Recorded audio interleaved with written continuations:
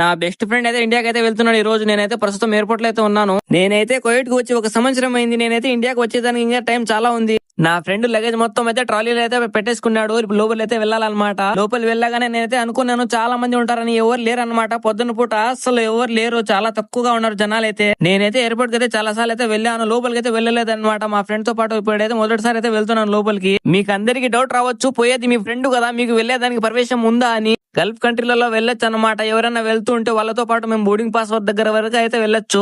నా ఫ్రెండ్ వెళ్తుండే flight Gulf Airways అనమాట, బెహరీన్ కంట్రీది. నేనేమో నా ఫ్రెండ్ కు పిలుచుకుని చక్కగా ఒకటే దారేమో అని పిలుచుకుని లోపలికి వెళ్ళిపోయినాను. కౌంటర్ అయితే కనపడలేదు గల్ఫ్ ఎయిర్వేస్. మళ్ళీ వెనకాల అయితే తిరిగి వస్తున్నాం అనమాట. మనమైతే ఎయిర్పోర్ట్ లో ఎక్కడైతే ఎంటర్ అయినామో అక్కడనే ఉంది అనమాట గల్ఫ్ ఎయిర్వేస్ కౌంటర్ దగ్గర అయితే వచ్చేసినాము. ఒక చిన్న లైన్ అయితే నిలబడినారు అందరూ జనాలు. నా ఫ్రెండ్ కౌంటర్ దగ్గర వెళ్ళగానే 2 బోర్డింగ్ పాస్లు అయితే ఇచ్చినారనమాట. Kuwait to Bahrain, Bahrain to Bengaluru అనమాట. నా ఫ్రెండ్ కి అయితే ఇచ్చేసినాను. చివరిలో లాస్ట్ లో ఒక మాట అయితే చెప్పాను మా ఫ్రెండ్ తో, bye bye, tata, good bye.